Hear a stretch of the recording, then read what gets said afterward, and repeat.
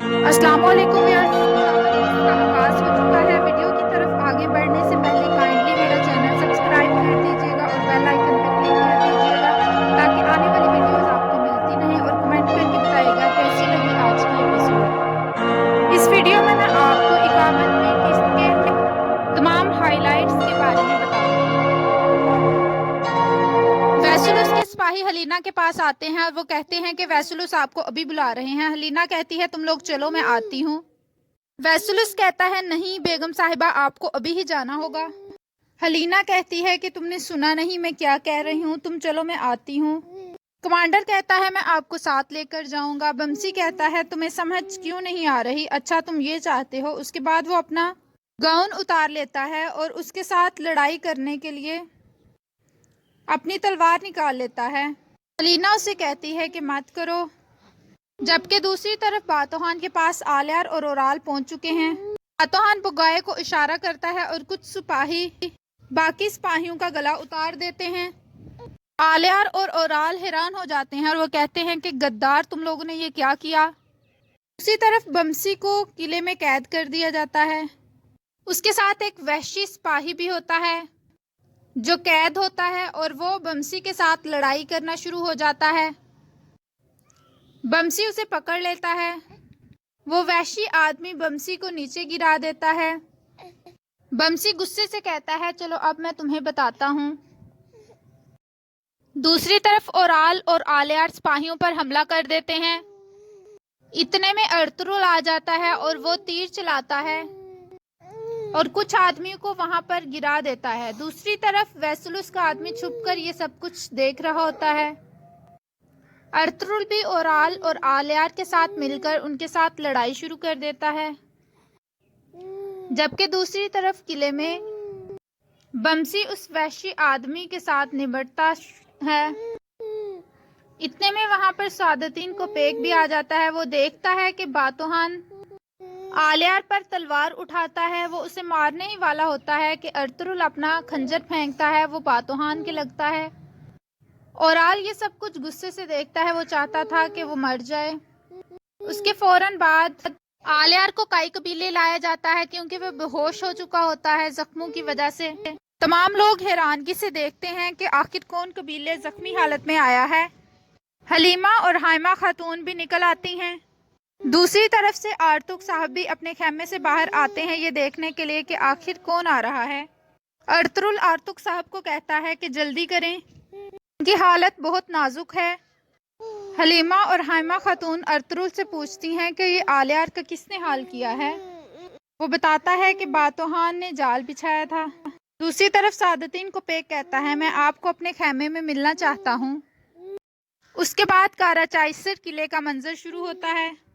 वैसुलुस का सिपाही आता है और वैसुलुस कहता है कि आओ मुझे खुशखबरी सुनाओ। वो बताता है बातोहान ओराल और आलियार को मारने ही वाला था कि वहां पर अर्तुरुल आ गया और उसने बातोहान को ख़त्म कर दिया है। इसके अलावा ये कि मैं जानता हूँ कि असलहान खातून को कहाँ पर छुपाया है, मेरे अलावा कोई नहीं जानता। अगर हम उसे कल तक नहीं निकालेंगे तो वो भूख या प्यास से मर जाएगी या उसे भूख के भेड़िए खा जाएंगे। वैसुलुस कहता है अगर अमीर हजरत की मंगेतर जिंदा रहती है तो ये मेरे लिए बेहतर है। ये खत ले जाओ और ये मेरा खत अमीर सादतीन तक पहुंचाओ।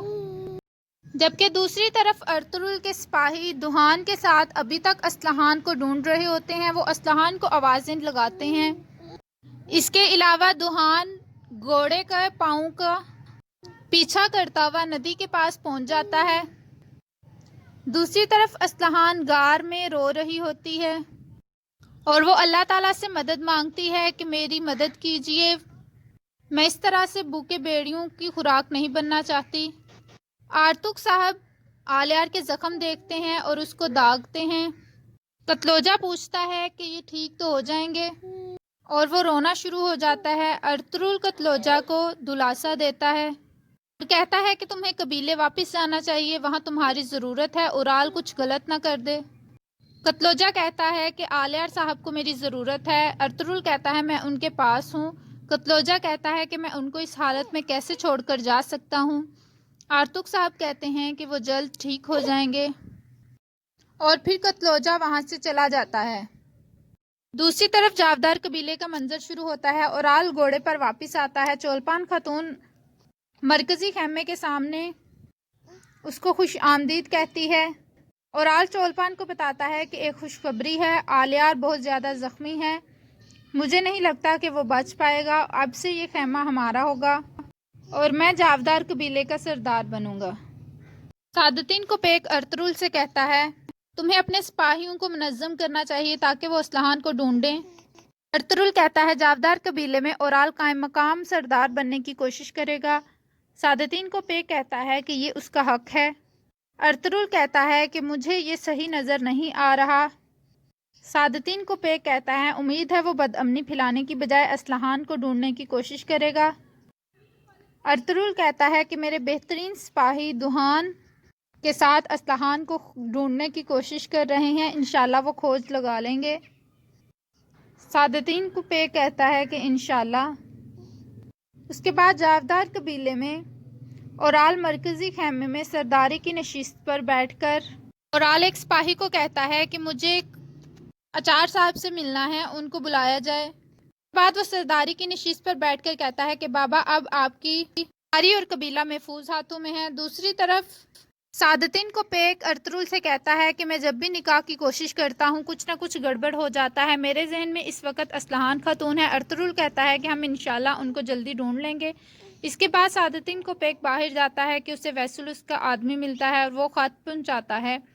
سعادتین کو پیک خط پڑھنے کے بعد اس آدمی کے گلے پر خنجر رکھ لیتا ہے اور کہتا ہے مجھے بتاؤ کہ ویسلس اصلاحان کے بارے میں کیا جانتا ہے جو مجھے یوں بلا رہا ہے۔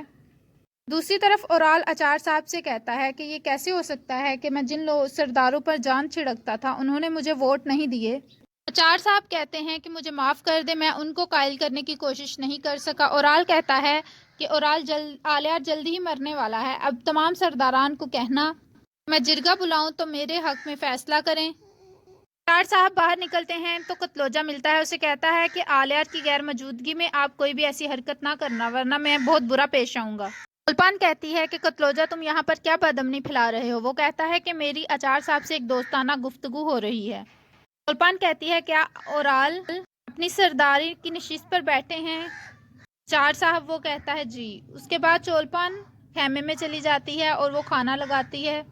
اورال کہتا ہے تم نے ایک شاندار کھانے کا اہتمام کیا ہے، اللہ کرے تمہارے ہاتھ سلامت رہیں۔ اورال کہتا ہے میں سب سے پہلے اصلاحان کا مسئلہ حل کرنا ہے۔ چولپان کہتی ہے کہ قتلوجہ نے باہر آوارہ گردی کر رہا ہے، اس کے علاوہ باتوہان اصلاحان کو سب کچھ بتا چکا ہوگا اور وہ ہمارا پہلے کی طرح لحاظ نہیں کرے گی۔ دوسری طرف دوہان اپنے سپاہیوں کے ساتھ ابھی تک اصلاحان کی کھوج لگانے کی کوشش کر رہا ہوتا ہے اور یہاں پر اس قسط کا اختتام ہوتا ہے۔ ویڈیو پسند آئے تو لائک کریے گا، کمنٹ کر کے بتائیے گا کیسی لگی ایپیسوڈ۔ تھینک یو، دعاؤں میں یاد رکھیے گا۔ ملتے ہیں اگلی ایپیسوڈ کے۔